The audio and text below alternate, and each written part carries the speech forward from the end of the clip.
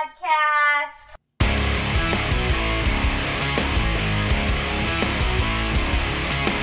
Thank you for tuning in to the Intentional Disc Golfer podcast. We're excited to have you join us on our disc golf journey. This podcast explores the physical, mental, and technical aspects of disc golf performance. We will also be discussing tools and techniques to improve your disc golf game as we work on improving ours. Now, here are your hosts, Brandon and Jenny Saprinsky. And thank you once again for listening to the Intentional Disc Golfer podcast. We are your intentional disc golfers. I am Brandon. And I'm Jenny. And if you appreciate us, please like, subscribe, follow us, and tell all of your friends. We are on Facebook and Instagram at CZUPRYNSKI Disc Golf. That is our handle, and that is our name, Saprinsky Disc Golf on Facebook and on Instagram. And if you send us a message, we'll send you an Intentional Disc Golfer podcast sticker. That's right. And speaking of which, we'd like to remind our listeners out there that this podcast is made possible from listeners like you. So if you want an opportunity to sponsor the show or appear as a guest, please give us an email at theintentionaldiscgolfer@gmail.com. That is theintentionaldiscgolfer@gmail.com. And Jenny, you have some big news for us, don't you? No, I was going to add that if they have any topics they'd like us to cover, oh, they yeah. can email that to us, if too. they have any topics they'd like us to cover, but yeah, give suggestions, things you want us to talk about and maybe dive into. Yeah. Yeah. So we recently have been able to expand our capabilities as well. We can now do live recordings at events. And if you would like to book us for one of your events, maybe show up at a tournament, play some music, some announcements, some background noise, and be able to interview some of the participants, please email us at that same email address. It is theintentionaldiscgolfer@gmail.com. So, I got some good news today. you got some good news. Yeah, I went to work, and my principal, Rex Green, over at Chief Kitsap Academy, was like, hey, I was here late. We had like 4 or 5 groups out on the disc golf course tonight. It's to the point where I've been getting phone calls at the school. I've been, our secretary had to put up a sign that's like, disc golf course closed until 4. No smoking alcohol dogs? Yeah, no smoking alcohol dogs. It's not Bud Pell yet. No, that is great news. For those of you that haven't heard from our last episode, the Chief Kitsap Academy disc golf course, a little 9-hole course for the kids, put together by Jenny, your intentional disc golfer, and the Paul Macbeth Foundation, designed by Paul Wright and the West Sound Disc Golf Association. That's correct. So, and as long as we're giving shout outs, hey, we'd like to give you a quick shout out to Donnie Harden in Louisville, Kentucky. Sent us some fan mail, our very first fan mail. And thank you for that, Donnie. We really appreciate that and the kind words. Keep them coming, and we'll be as active with our people as we can. Some stickers are heading your way, bud, so don't forget. All right. So in this episode, we're talking about the power of mindset and positivity, and we have a very special guest joining us from Emporia, Kansas. Learn more right after a word from our sponsor. Hi there, this is Brandon from the Intentional Disc Golfer podcast, and I want to talk to you about Disc Raptor, the ultimate disc cleaning tool. I have one attached to my disc golf bag, and it keeps me playing my best on those wet and sloppy days. Then when I'm done, I can just flip it inside out, throw it in the wash, and it's that simple. Disc Raptor is made from tough materials for durability, but its microfiber and soft scrubbing insides are gentle on your discs. Disc Raptor is also a U.S.-owned and operated company. I've spoken to the owner, Colin, personally, and this is an entrepreneur that you can trust. Get yours today at discraptor.com. That's DISCRAPTOR.com. Disc Raptor is a proud sponsor of the Intentional Disc Golfer podcast. And again, thank you to Colin for everything that you have done sponsoring Sirens of the Springs, part of the Evergreen Women's Series events. And that event was back in April. I'm super excited to finally have another one. We took a break for the Silver Series and everything in May. So no Evergreen Women's Series in May, but we are hitting off our long summer of disc golf tournaments. Saturday, you can find us at Throw Pink at Fairgrounds, put on by Allegra Archer, to raise money for breast cancer research and awareness. That's Saturday the 17th, correct? Yep, the day before Father's Day. And then Father's Day, we will be at North Bend giving our first try of the NADGT challenge. I don't know. It's like a qualifier round for something. And yeah, we like North Bend, so why not? And then finally, back to Evergreen Women's Series, Discin' in the Sun at North Bend. You can tell we like North Bend. I believe Elena Evaneski is putting on that one. When is that one? The 25th of June. Then we take a break, thankfully, for a little bit. And then you and James are going to the Trilogy Challenge. They're doing a pop-up at the infamous Bud Pell. The infamous or world famous, infamous. Yeah. So me and the intro kid will be at the Bud Pell for a pop-up Trilogy Challenge. Just a little father-son. Come see us. Get some discs. Yeah. And then Ladies of the Lake, which is actually the tournament that made me want to do tournaments because the logo's so cool. And it's put on by Moon Pebble Designs, which is Danielle Keene, and Chuck Mintz Disc Golf. It's a 2-day event, which most of the women's series has stopped doing 2-day events. So it's really exciting that we get to do 2 days and 3 rounds instead of just 2 rounds in one day. And I have to say, I don't even get to play in that one. It's a women's only event, but I went there last year as a caddy, and I had such a wonderful time with my wife and made new friends, and it was a fantastic event and so much fun. Chuck and Danielle put on a heck of a good time there. So if you're a husband or a boyfriend or a caddy for that matter, try to get to Ladies of the Lake. That is a really fun tournament. Or a girlfriend. Or a wife. Or a wife. Yeah, whoever. Yeah. Plus, you won the marksman there. I think that's... I still get dirty looks for that. It's. I'm still disappointed I didn't get a pee towel. Like, I thought that was hilarious that there were pee towels in the raffle. I know. I also want to put a shout out there. If you're local to Paulsbo, North Kitsap, the Paulsbo Parks and Rec are doing 3 rounds of an introduction to disc golf training put on by 360 Disc Golf Team. The first one is going to be June 20th from 6:30 to 8 p.m. It's $10 per family, and it's going to be at Robb Park. So if you have a large family like us, it's $10. If you have a small family, it's $10. So go check out Paulsbo Parks and Rec. First one, June 20th. Second one, Wednesday, July 19th. And the last one, Thursday, August 24th.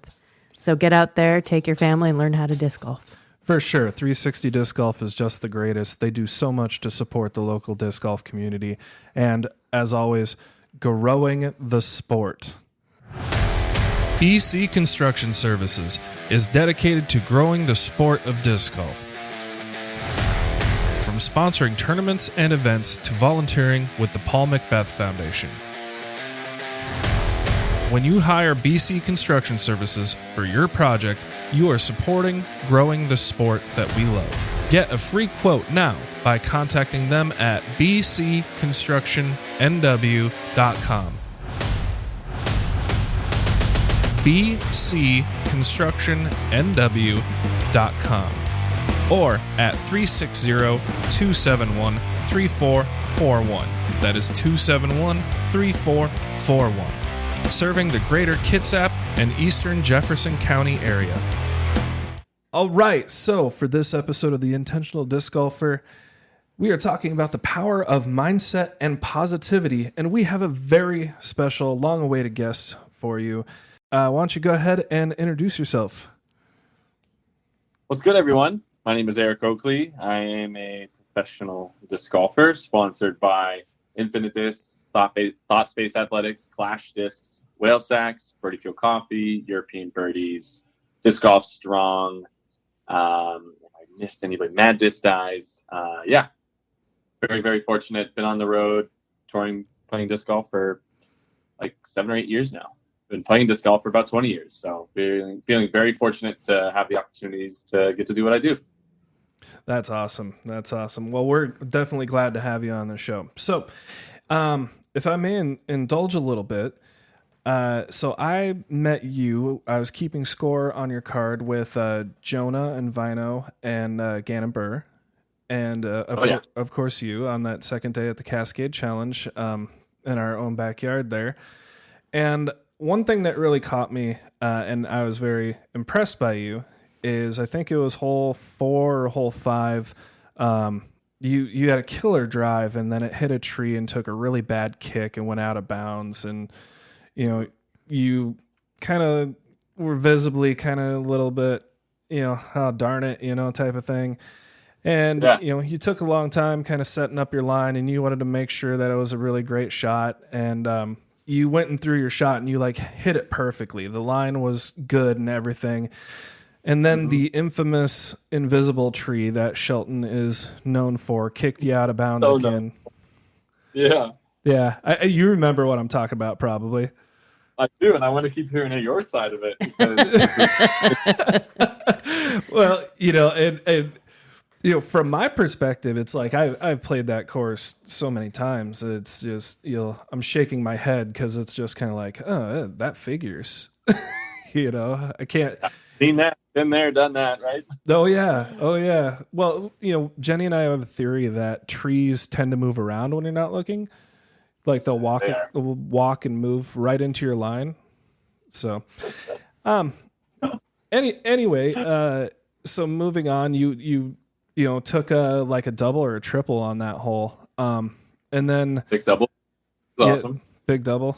And so then we went on to the next tee box, and I was just kind of being quiet, minding my own business. And you were talking to your caddy, and you were, I can't remember exactly what you said, but you said something along the lines like, it just is what it is. I got to shake it off. I got to, I can't do anything about it now. Let's go. And that carried on throughout the day. You were thanking the fans, giving people high fives. You were trying to lift people up and be positive with everything. And it's like, wow, this is really kind of a breath of fresh air. And I'm guilty of getting down on myself, in rounds and things myself. So it was really refreshing. And I think the big payoff for this story is you went to shoot the hot round of the day and ended up on the lead card. Yeah. And so it was like, oh, heck yeah, Eric, go get him. A double there, and that's, There's a lot of things that have come to kind of play into that mindset because I haven't always been this person. And I think that is something that I've had to kind of come to terms with and I've had to work on and recognize more who I was as a person and try to let that come out more when I'm playing disc golf. Because if I'm out there and I'm frustrated and I'm angry and many other things, I'm not going to look back at disc golf as this fond, awesome thing. I'm going to be stressed about it, and it's going to weigh on me, and it's going to impact my day-to-day life, and I don't want that to happen. So what I could take from that situation, just to talk about it in particular, is that tee shot felt good. It's a hard hole, and you got to get the disc to drift to the right, and my disc stayed a little too straight. And the day before, it turned enough, and I felt like I hit it pretty clean, and it took a bad kick. I cannot control how it kicks. What I can control is me stepping up on the tee pad and committing to the shot that I threw. That's all I can control. And in the past, the thing that I couldn't control frustrated me and weighed on me and really brought me down, to the point where if anything bad were to happen, if I bogeyed one hole, my body temperature and my demeanor would shift and not be great. I would still be hyping up my card mates. I'd still be thanking people around me, but I visibly was now stressed about the game of disc golf. And that doesn't bode well. So, go to the next shot, tough lie, try to throw more over the inbounds rather than try to play a shot that I could have thrown over the out of bounds, to try and play safe. I see the shot that I want to throw, and I felt like I hit it really good. That's what I can control. I was confident. I chose the line. I chose the disc, and I felt like I executed it. And that was another bad break that was out of my control. So it's not easy to just let those go, because we all want to be good. But at the same time, if I focus on the uncontrollables, this is a big thing I got from Disc Golf Strong and Seth Muncie, is if I focus on the uncontrollables, I'm never going to win. But if I focus on what I can control, then I'm giving myself a very good opportunity to be successful. And that's just kind of is what it is. And that's legitimately what I can do. And yeah, the other aspect of it is you do have a choice of how you react to things like that too. And maybe in that moment I was a little heated and frustrated, especially after the second kick, because that felt really bad and felt overly punishing. But, as you saw, and I'm glad you did see this, is that I was able to kind of have my moment real quick, and then let it go.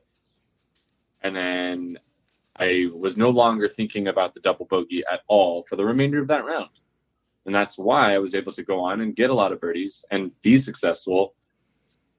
And I think that's kind of what it is. And I've started to realize that. And I used to be talking about that, but now I'm actually being about that mindset.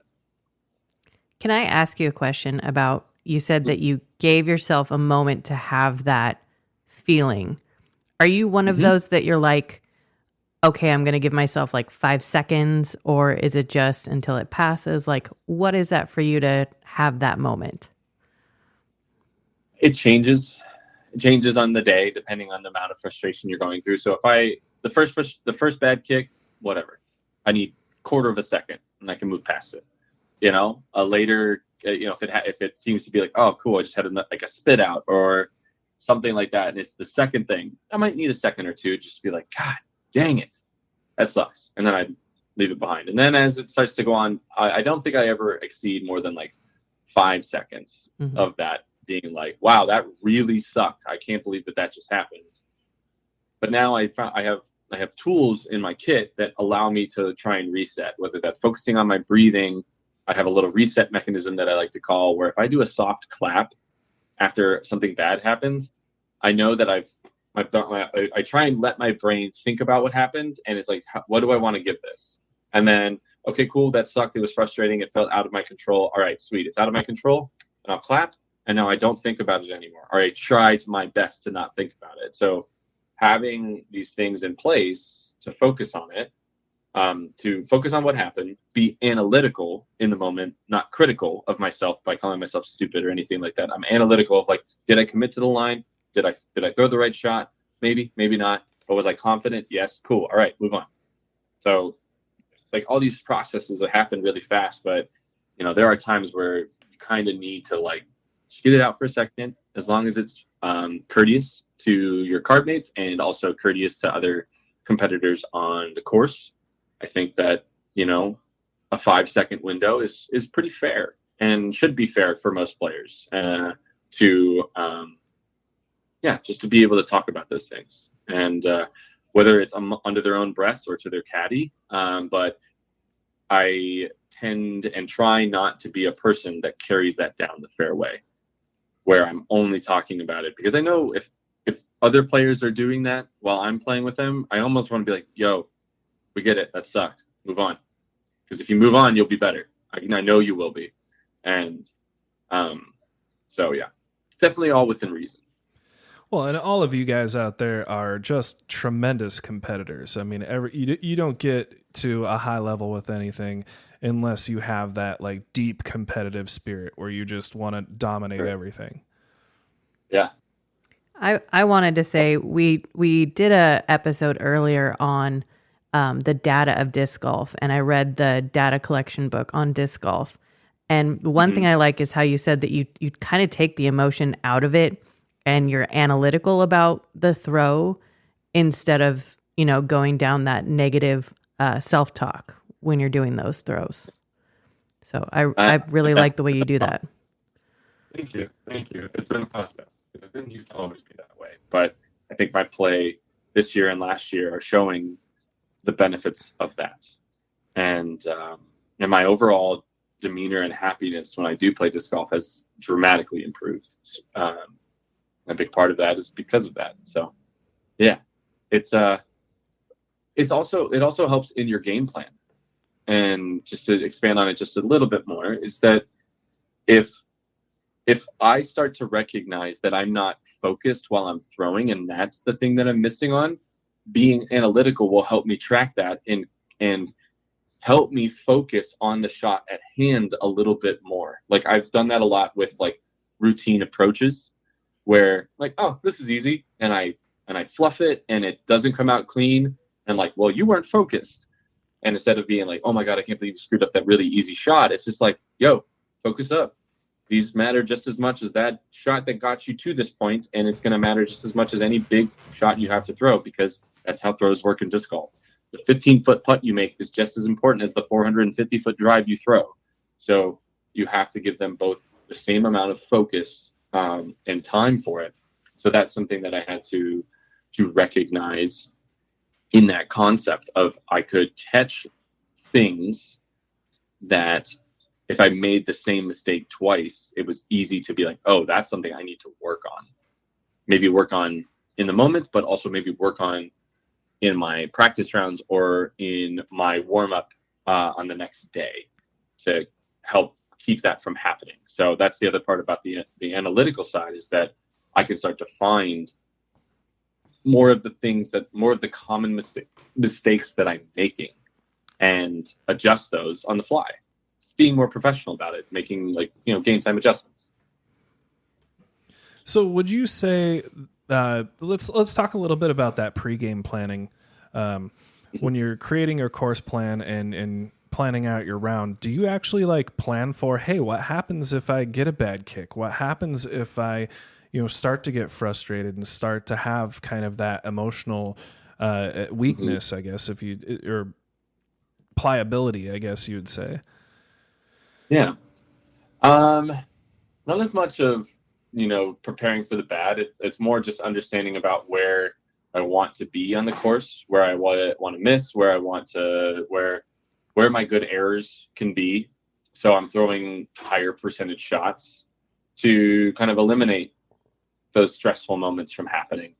I think is important. And yeah, that's what I think I'd really lock it down to, is that I'll play some obstructed and difficult lies in my practice, but I think a lot of it comes down to I have scrambled enough in the game that I know how to get out of those situations. And if I end up in a really bad situation where I don't know what to do, I kind of deserve it at that point. And being analytical, it now becomes an opportunity for me to learn. So I will switch it on its head of trying to be less frustrated as to, well, this sucks that I ended up here, more to like, all right, well, how do I get out of this? What can I try and see what it does? And try a shot that maybe I'm not very good at. I look at a shot that I had at the Open in Austin this year. I hit in a spot where I was like, I don't really know what to throw here, but I'm like, I'll take this really overstable disc, this RPM Kotari that I have, and I'm going to throw it on a forehand roller. I'm going to throw it as hard as I can. It shouldn't flip over. So if it holds cut, I might get a putt. I ended up getting a birdie because I threw this crazy forehand roller. And now I know that, like, hey, if I really need to, I have this disc that can maybe hold a cut on a forehand roller and can potentially save me some strokes. But it's like, that's like one of those obscure tools that you need to buy from Home Depot or Lowe's or get it delivered from Amazon. It's your toolbox and you never use it again, but I know it's there. So, hey, I have that. And that's again, trying to change that each moment, even in the really, really bad moments, it's an opportunity to learn. And that's where that being analytical over instead of critical really shows its face. And I think it's such a positive thing that I hope more up and coming players can take on, because it's really helping me. And I'm only kind of just now experiencing what it could be. So So one thing go ahead. that I got to notice because I was scoring too, and it happened a lot more on the men's cards, is that you're talking about the learning and seeing those shots.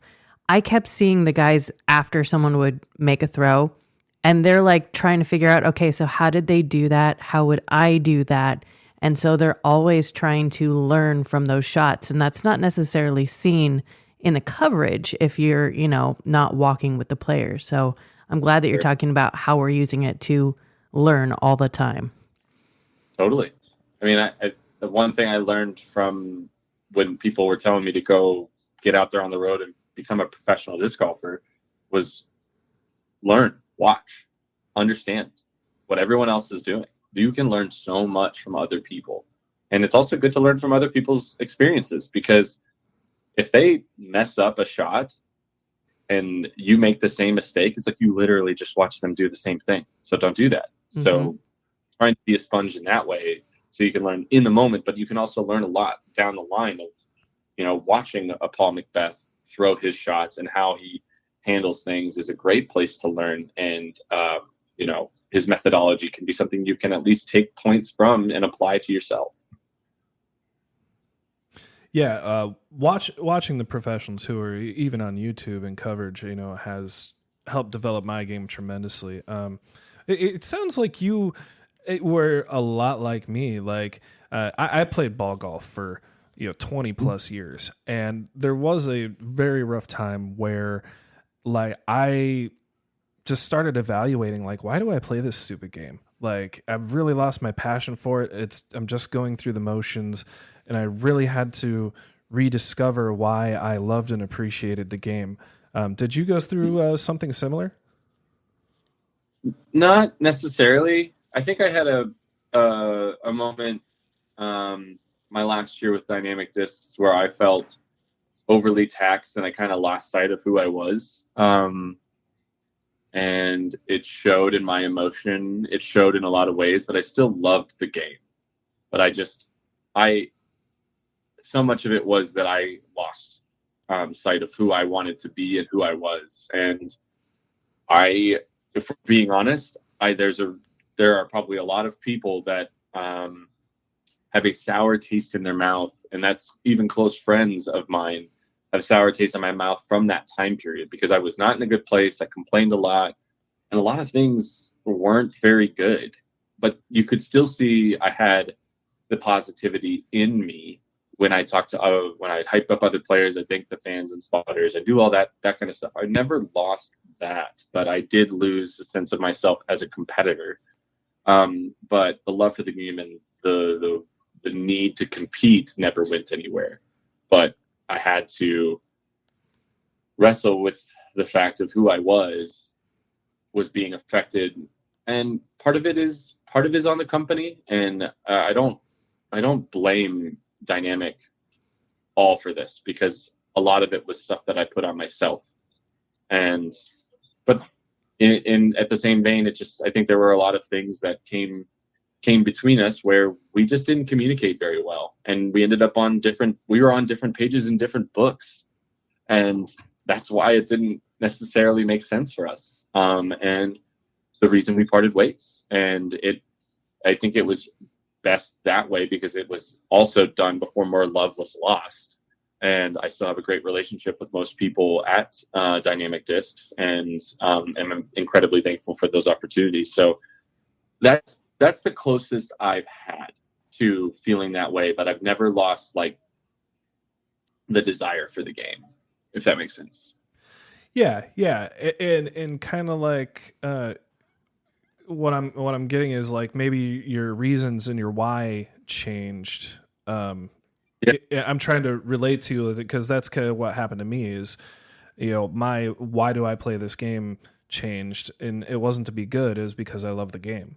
Well, and I think Totally. for you, it'd be closer to how you're a musician too. And then when you became a professional musician, it wasn't so much about the music and the love of the music anymore.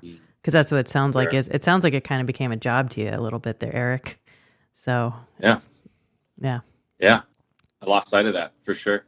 And so much of that was I'm obviously trying to win every tournament. And that is the goal of being a professional athlete, is trying to do my best. But there's also a trying to recognize that the game is not always going to work like that.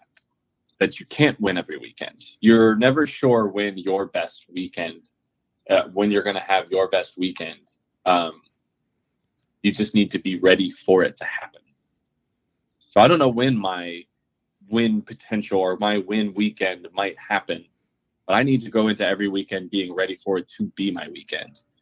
And then in some weekends, it's like my weekend is going to be 25th place. So I better go do my best to get that 25th place, because if I try and push for the win, I will drop to 40th place. But if I go out and play good, smart golf, I will lock down 25th place, get some Pro Tour points, get some cash, and move on. So, and then in those moments, I have to learn about what is keeping me in 25th and not pushing me up into, the top 10s and potentially pushing for a win. And that's what I'm focusing on in those tournaments. I'm not, going into round 2 trying to win the tournament again. I'm just like, no, focus on playing the best round I can, see where we end up, and then make a decision from there. So I think that's another aspect of, you don't get to choose when you win, because sometimes you can play the best golf of your life and somebody outplays you, and hats off to them for doing so. They played their best weekend that happened to be a little better than yours, and that's just how golf is. You went out and crushed the course, but they just happened to crush it a little more. Yeah, isn't there a proverb out there that says there's no shame in losing to a better opponent or a worthy opponent? Yeah, exactly. And I want people to win, and I want people to be playing good golf to win. You don't ever want it to be like, wow, people played really bad and this person just ended up winning. And that doesn't really happen on the Pro Tour anymore. I don't think ever really did. Everybody, it's all good golf, and sometimes it's different people, and I like seeing the new faces too. You touched on something earlier that I kind of want to pick on myself again. Is Sure. When players are, and I'm guilty of this. This is why I bring it up. When players are being negative on the box, I'm so disingenuous, because when I play with Jenny, I try to pick her up. I try to be, positive, and you know what? That's not so bad. Hey, you got to look from there. Oh, that, there's not so many prickers on that blackberry bush, and then I'll throw a bad shot, and I'll be like, oh man, I'm just like the worst. Like I'm just gonna quit. It's time to go home, and. Or the comment of, here's my fall apart hole. Oh, yeah. Here's my fall apart hole. Yep. You're manifesting it, man. Yeah. You're doing that. I'm speaking it into reality. And I had an experience recently where that was happening. And I was kind of a bystander. And it really kind of clicked home for me, like how that affects the card and the other players on it. And would you be able to speak to that, and how do you deal with that? This is great, because I've kind of tried to analyze this a little bit more, and I've had good conversations with a lot of pros and how we talk to ourselves. And there's a standpoint of, like, if somebody were to say the words that I have said to myself to Tina. Like, if they were to say some of those things to Tina, calling her names and stupid and all this stuff, I would be pretty pissed. And then also, if somebody were, it even goes to, somebody were to say that to my friend, I would be really upset about how the words they're choosing against that person. So why would I say those things to myself when I don't want other people saying that about other people? So being kind to yourself is the best thing you can do. And focusing on, on a lot of bad throws, you still did some things right. So that's the analytical versus critical part of focus on what you did right and analyze what you did wrong, so you can say, yeah, that was the wrong disc, or I should have laid that putt up. Like, I can look at a shot at Portland. I had a putt. I had a 36-footer at a bunker, and the basket looked big, and I ran it and hit off the top and went right into the bunker, and I had a 25-foot comeback putt that I hit off the band, and I took a 5, and it sucked. But I went to my caddy, Bob, and said, I can't be mad. I committed to both of those putts. They're both not in, and I'm taking a big number, and it sucks, but it's like, but I committed. I was in that moment. And I could easily look back on hindsight and be like, lay that up all day, bud. And, I didn't. But I didn't talk poorly about myself. I could have said, it's like, man, maybe I should have laid that up after I ramped into the bunker. But I was like, it's okay. Let's go make this putt. And I already had moved on. And it's those choice of words and those choice of things and understanding that, one, I need to forgive myself for making a mistake. It happens. I need to also, talk positively to myself so I can be ready for that very next shot and try and capitalize on the opportunity that I now have to save a bogey and save strokes, because that's the only way I'm going to get better. And, you can look back and you'll most likely laugh about those moments in a long time. It was like, yeah, I probably should have laid that up. That was really dumb. Like, I could have laid that up and made the cut, and a bunch of different things would have changed. But it's like, yeah, I could have also made other putts and not thrown an OB on other shots and made the cut that way. So, yeah, there's a lot of being kind to yourself is the way I would put it, as the best way to get through this. Is you don't want other people saying those words to your friends or family. So why would you say them to yourself? Well, I think that's just some great wisdom right there. I never thought of it like that. That's right up the alley. Like, I tell Jenny, hey, you made a great shot there. Hey, it's not so bad. Look at that. And yet I'm trashing myself. And totally. I'm such a hypocrite, because something that we tell the kids all the time is you can't love anybody else until you learn how to love yourself. Yeah. Yeah. Well, and I want to add in, because he's saying that he tells me all these great things. Well, part of it, though, is that he doesn't tell me those great things until I'm having a bad round. So then I know, like, oh, man, it's getting bad enough that he's trying to pep talk me a little bit, too. Which is fair. I mean, that's just, you guys you guys look out for each other. I think that's the best part about a relationship, is that you recognize that they need a little bit of help. So you want to be the first person there. And it's a good quality. I know that it sometimes can mess with the golf game, but it's still just it's a beautiful thing to see. So I do want to hype that up just a little bit for you guys. And you also said in there, thank you very much, so much wisdom in saying that there's always something positive that you can draw, some kind of positive outcome from any type of situation, whether it's I committed to my putt, I committed to my line, and I just didn't hit it that time, or something along those lines. In those moments, like, we are our biggest critics, but we are also we can be our best coaches. We can be our best mentors. We can be a lot of things. So in most cases, most players have executed the difficult shots that lie ahead. We have. I've done it. You've done it. We've all done it. We've all made big putts. We've all done these things. We have to be smart and make proper decisions. But if I walk up to any shot and I don't feel confident, I am lowering my odds of being successful. But if I walk in being confident, my odds are pretty high.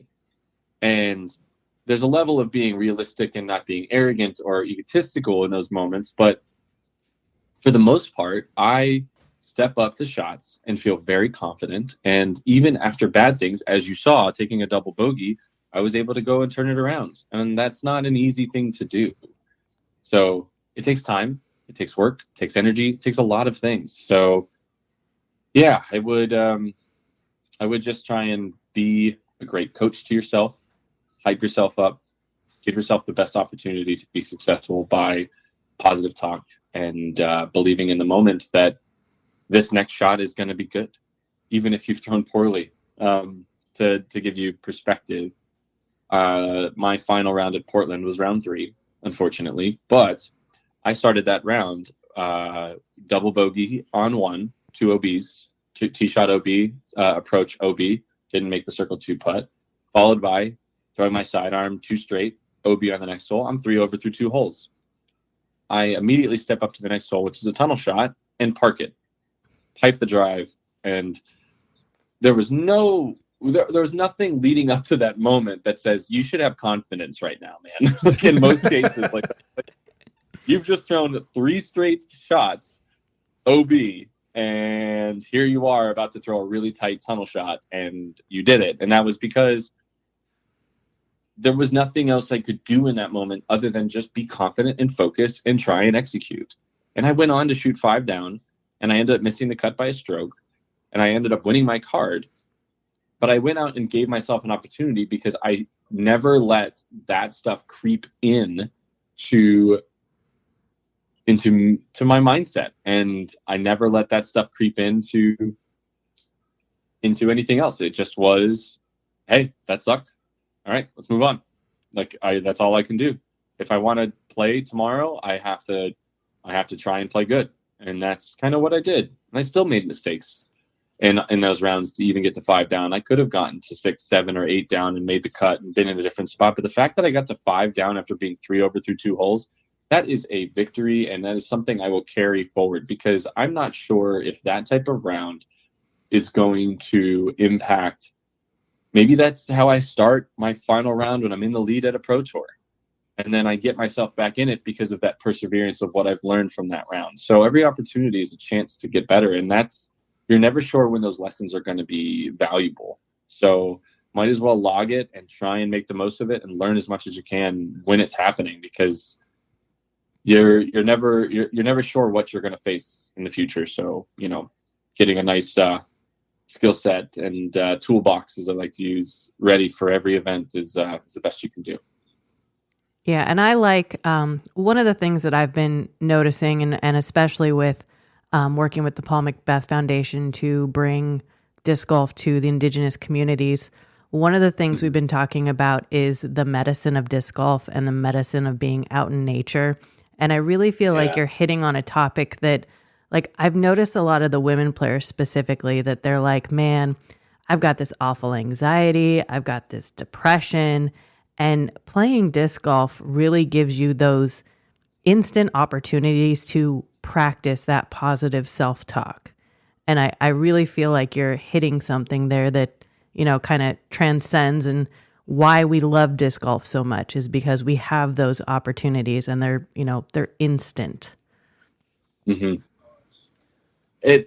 The positive talk comes down to why we all fell in love with the game in general, is remembering back to the first time I threw a disc straight, that hyzer flipped and went super straight. That's the positivity that I still hold on to. Like, I'm getting kind of chills thinking about that moment, because I remember it so vividly, and it's what has set all this going. And it's like, so why wouldn't I look at it from that, being a 14, 15-year-old throwing a DX Leopard and it hyzer flips and goes straight, and me being so excited about that fact. So why wouldn't I be excited about the things that I get to do now when I am throwing Emperors and Dynasties and big, huge flexing shots to 500 feet and throwing in Eagles with the spice and stuff like that? Why wouldn't I keep that same excitement? Because that's super positive. But how I stay in that positive headspace and stay there is appreciating the flight and appreciating the opportunities that are in front of me. So again, I guess it all comes back to, it's that perspective shift, that this is an amazing opportunity. What I have in front of me is an amazing place to be. So I want to take advantage of this opportunity. So I think that positive talk is just a product of that enjoyment. It's a product of the game being so awesome. So why bring negativity into it? I guess it would be my counter argument. It's just like, why? There's no need. You can, but you don't need to. So I'm going to choose not to. I'm going to do my best to not to, actually. Let's say that. For sure. I need to sidetrack for a moment on you. It brings a single heartfelt tear to my eye that you throw a leopard, and that was you have that special moment with the leopard. Yeah, he's him and the kids he's got like 6 leopards in his bag. No joke. Nice. First ace disc, camp leopard, 340-foot turnover. It was amazing. All there. I was like, it's still, I mean, leopards are great. So I would love to get my leopard to go 300. You're talking about 350, 400. Holy cow. Someday.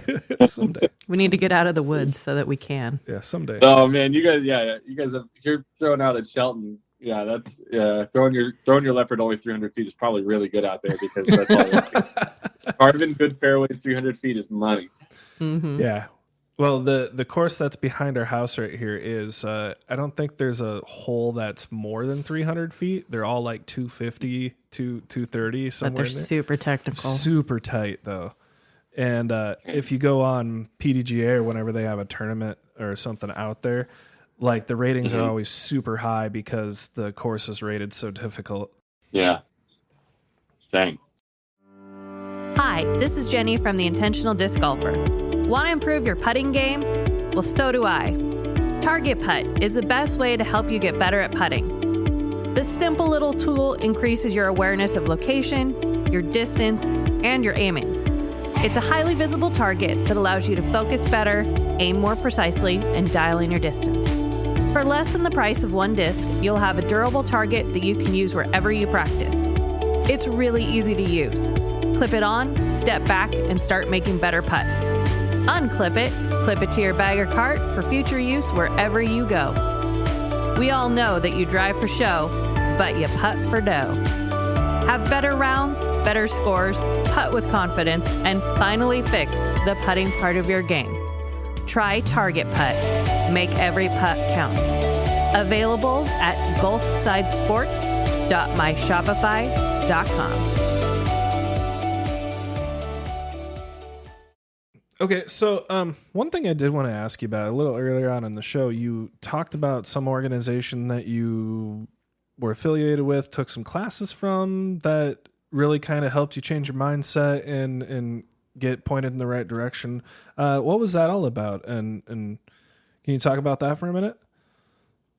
Disc Golf Strong? Yeah, that one. Seth Muncie of Disc Golf Strong, he travels with the Pro Tour to help us and gives us opportunities to train and to be about disc golf a little bit more, but also gives us a lot of opportunities to improve our mental games and a lot of things. He's given me books to listen to, things to read, and so many things he's helped with, my physical to my mental, so many things. It's hard to pinpoint just one, amazing thing, but we've had so many conversations. He was an EMT and was a part of the Coast Guard. So he has lived many lives, and he's been able to explain a lot of the things and put it into a perspective for us to pick up on and apply to what we have going on in disc golf. And so I feel like I am just ready to absorb everything Seth has to say. And so much of it has been in that, so much has been focusing on ways that I can frame what he's saying to help me apply it to my own day-to-day life. So there are some of the things that we've talked about that I wasn't able to really apply, but I think that's, alluding back to is like looking at Paul Macbeth and seeing what he does, and then trying to take that and apply it into my own game. But I'm not going to do exactly what Paul does. I have to find a way to now shape it and or change the phrasing of the things that Steph gave me or what I learned from Paul, and now phrase it into my own game. So I think that's a big part of that discussion of, that's what I'm learning. And, in general, Disc Golf Strong is one of the best things you can do because it teaches you how to properly warm up and properly cool down and prepare your body to play disc golf, because people should not just get out of the car and throw. That's generally what most people do, and that's really bad for you. Mm-hmm. Yeah. Guilty. So I am too.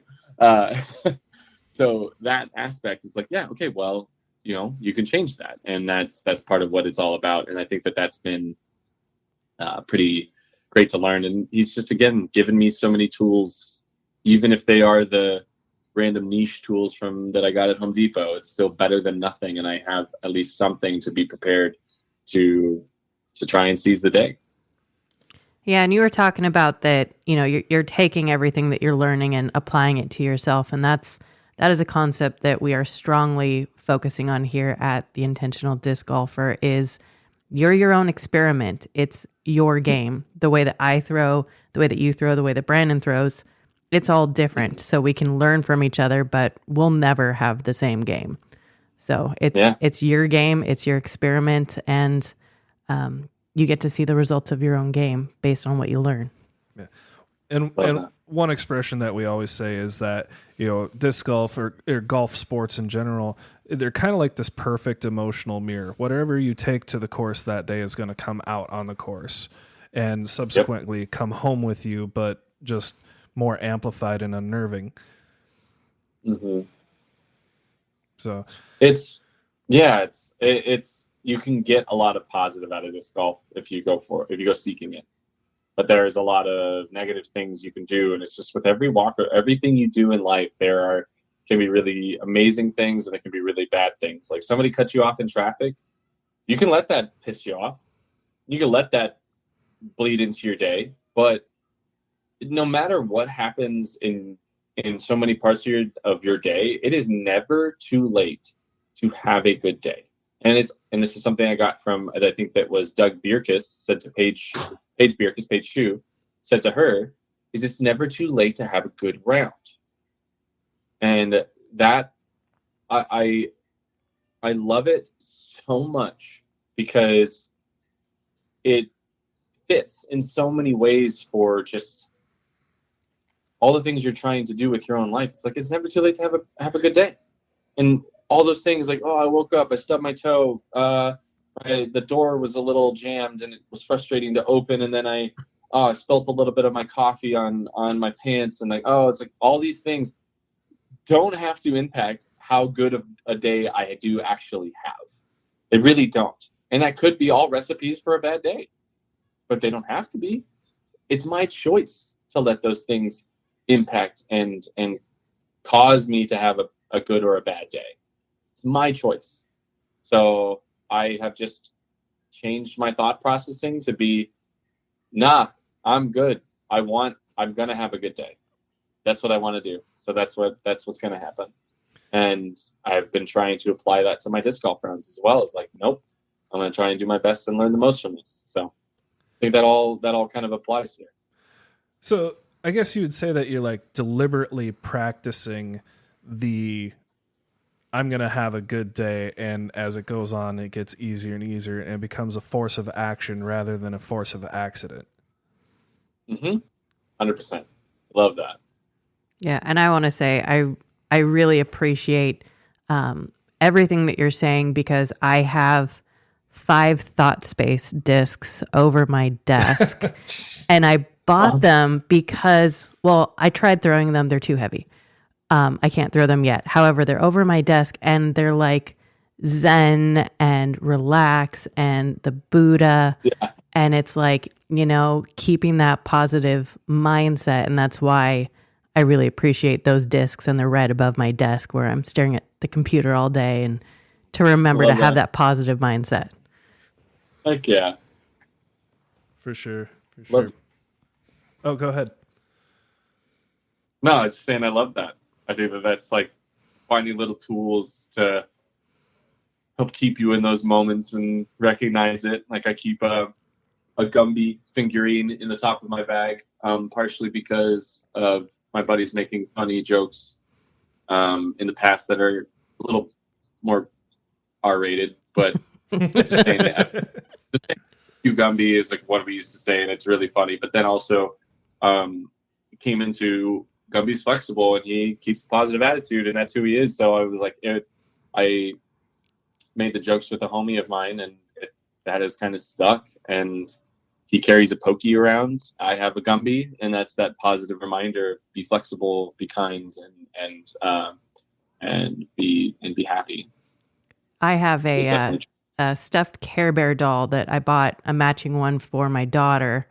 And so I carry that around, and that's my little mascot. And I pat it on the head when I need a little extra, love and attention. So I understand having the Gumby.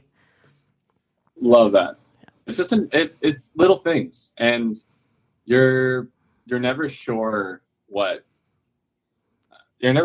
things you're gonna need to kind of keep you in a positive headspace. It's this game is weird. It's not easy, and we have to keep battling and keep fighting through certain moments and everything. So, yeah. So, excellent. Well, go ahead. Just keep finding the positivity is all I can ask of people. Mm-hmm. Yeah, for sure. All right. So we just have just a couple more brief questions, and we're going to get started wrapping up here. I'm enjoying this whole conversation. No, so I appreciate you guys. This is fantastic. And you know what? You're a friend of the show. Feel free to come on anytime you want. If you got something you want to rattle or anything, just you got my number, text me or Instagram and say, hey, when you guys podcasting next. So yeah. Love that. Yeah, for sure. I did want to ask you this before we do the wrap up questions though, is one thing that has happened to me is, I will go out to a tournament, and last year was our first year playing competitive tournaments. So that was a big goal and a leap that we took. Yeah, this is our third year playing disc golf. Yeah, this is only playing seriously. No, playing in general. Playing in general? Yeah, we started in 2020. It's 2023. Yeah. We're COVID golfers. Yeah. Nice. We're COVID parents. We needed something for our kids to do. Yeah. Love that. Yeah, and this is a great opportunity. You guys out, like rather than sitting around a TV or something like that, you guys are able to bond and obviously you guys got to go watch disc golf too, which is great. Like that's just a cool thing to be a part of as well. It's definitely become something that we've all have in common that we've been able to bond very tightly over. Now we give discs to the kids for birthday cards, and we all write little messages on the back of them. Yep. So cheers. Yeah, that's great. But what I was going to ask you is I find myself say it's a 2-round tournament. Down in the MA4 division. I jokingly call it MA5. They should have it, I'm telling you. But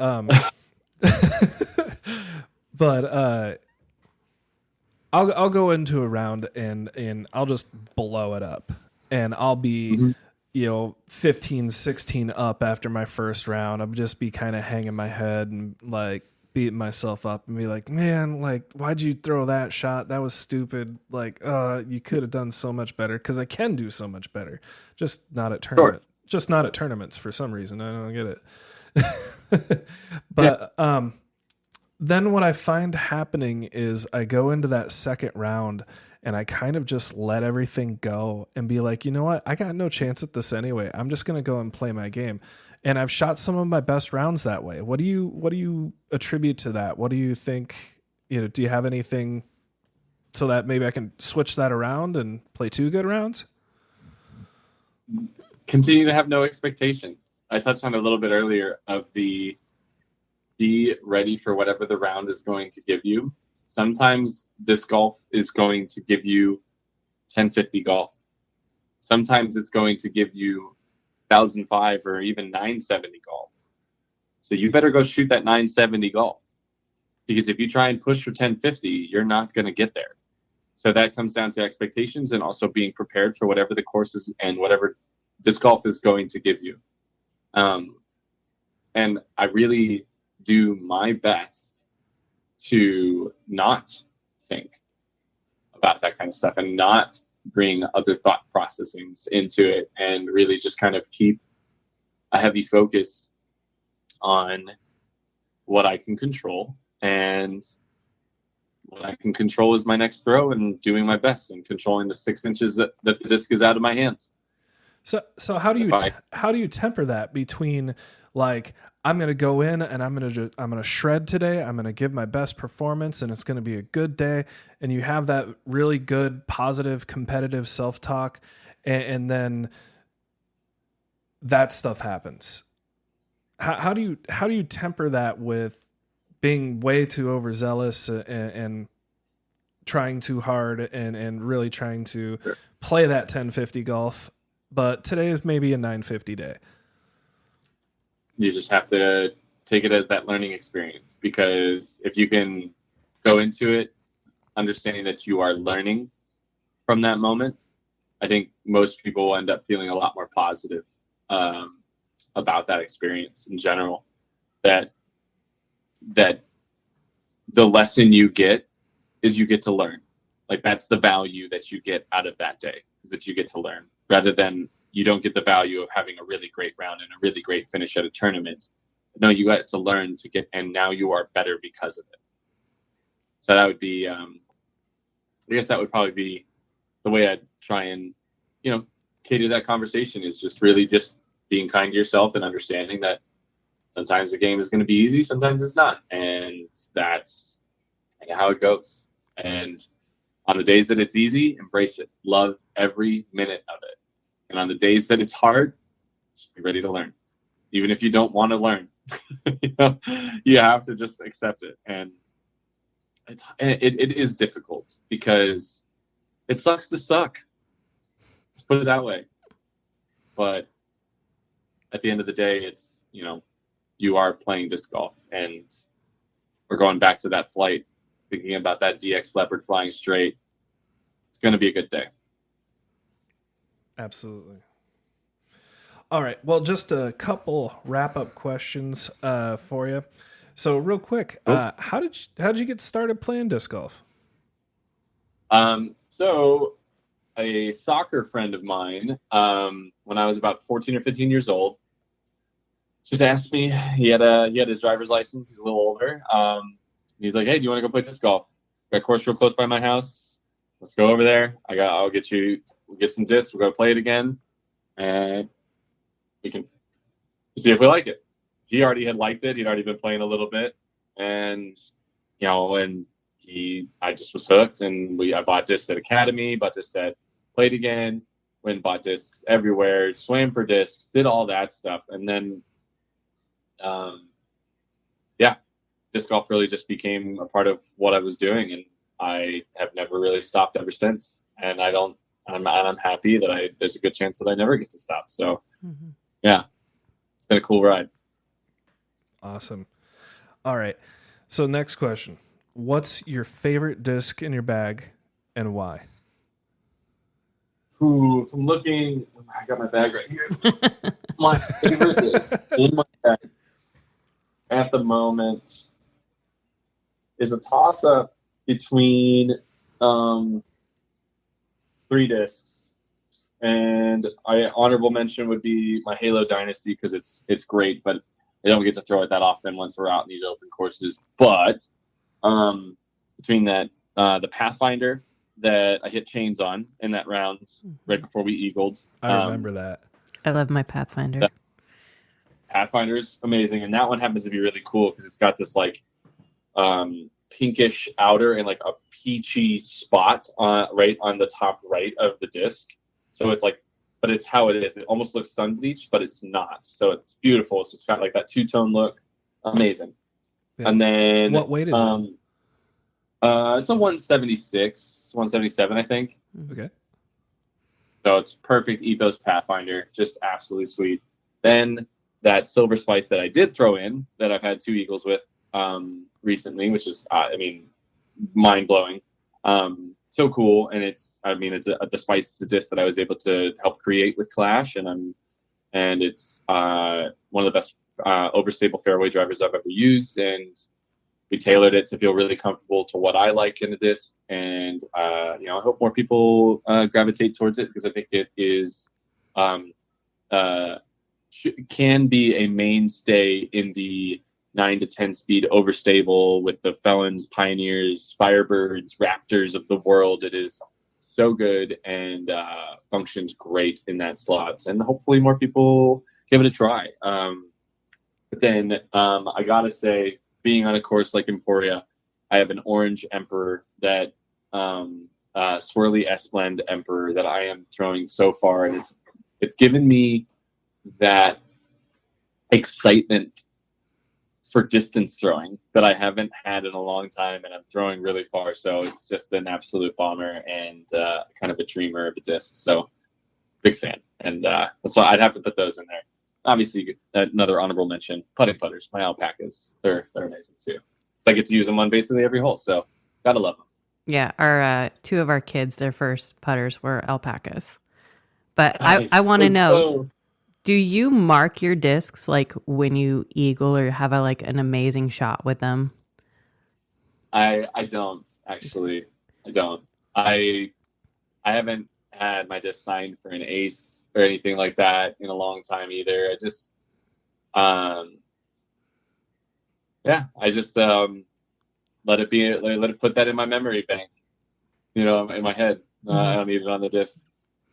And I also don't retire discs often. So if a disc is getting retired, it's probably because it no longer flies at all useful or to anything that I need it for, if that makes sense. Yeah, it does. Yeah, for sure. All right, last 2. So Sure. how has your experiences through disc golf helped you develop as a person? Wow. Love that question. Disc golf has been this amazing thing that has humbled me to my core.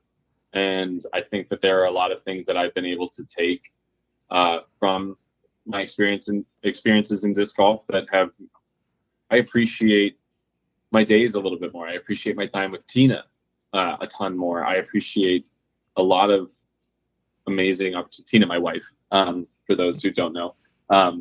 She's the owner of Whale Stacks. She's amazing. I love you, Tina, if you ever listen to this.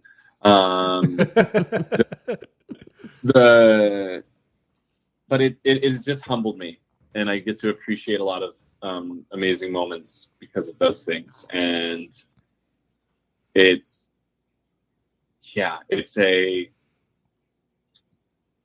a very cool opportunity to meet people and interact. And I think you guys being COVID golfers kind of helps this point of, I remember very vividly playing on tour during COVID where there wasn't fans on the course and there was very few volunteers and we weren't able to be around each other. And that was a very weird time coming from what we were used to what we are getting now, and that all that really weird gray area in between.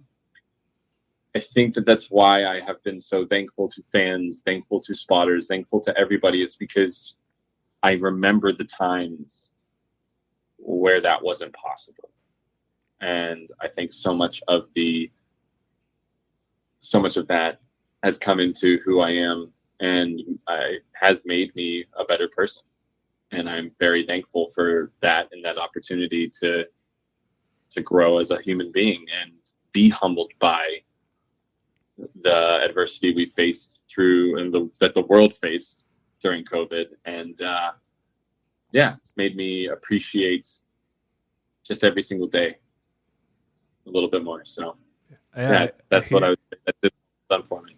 I hear what you're saying about the fans. I remember watching the Chiefs and Patriots Super Bowl with no fans in the stands, and it was weird. Very weird, right? That was really weird. And the Stanley Cup, forget about it.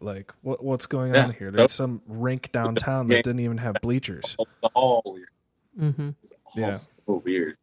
it's not a bad thing. I mean, it was the right thing that needed to be done. So more people didn't get sick. Like, I get it, but also it's like, it's still just, let's try and not let that happen again, please. Yeah. Can we be decent people and not try and kill each other, I guess. Yeah, agreed. So. Yeah, for sure. All right, last one, Eric. So, disc golf considered, what do you look forward to in the future and plans for your future development? I feel like I'm still growing as a disc golfer in my game and my skills. And yeah, I just turned 35 and I still feel like I have plenty to learn, and my game is getting better, and I feel like there's a lot that I can still do in disc golf. And I think a big part of the things that I'm really looking forward to is expanding the teams and the players that I get to work with.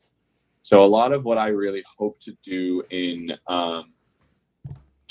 disc golf is to, build a like-minded crew of players that are on, any of the 3 sponsors that I'm a part of, or any of the sponsors that I end up with, and that we can be a group that helps expand and make disc golf better, and that are paving the way to leave disc golf better than how we found it.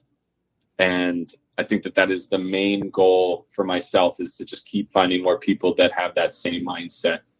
And honestly, I feel like I already have a great group of people that I do get to work with right now. And I'm just like hoping to, slowly add on and find great people, and that'll open up amazing opportunities to do even more cool things with them. So yeah, I think that's a big part of it for me, is trying to build the team up and make cool things happen. So I don't know if that means I'll be a team manager, if I'll get into course design, or if I'll get into any other things making disc golf better. But, I just hope to continue to work with people and make disc golf an awesome place, and keep it being that thing that people are so excited about. And yeah, hopefully more people can find that love of that DX straight shot that I have in their experiences in disc golf. So that's all I can hope for.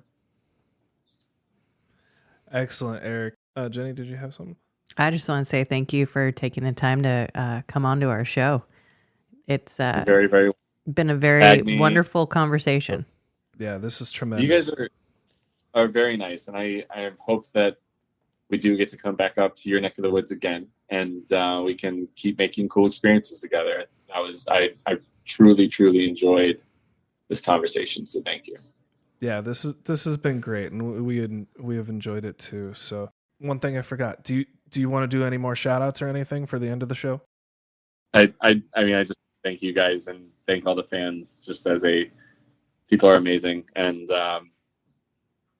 yeah, you guys and the fans are the reason disc golf is as big as it is, and I really just think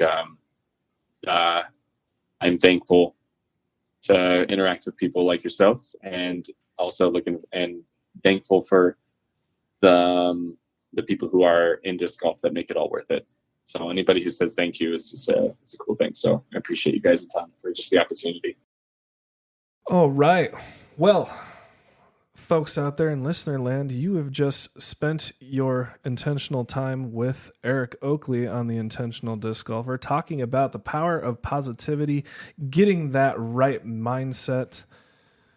And here at the Intentional Disc Golfer, as always, we believe that disc golf changes lives. So go out there and grow the sport. Thank you.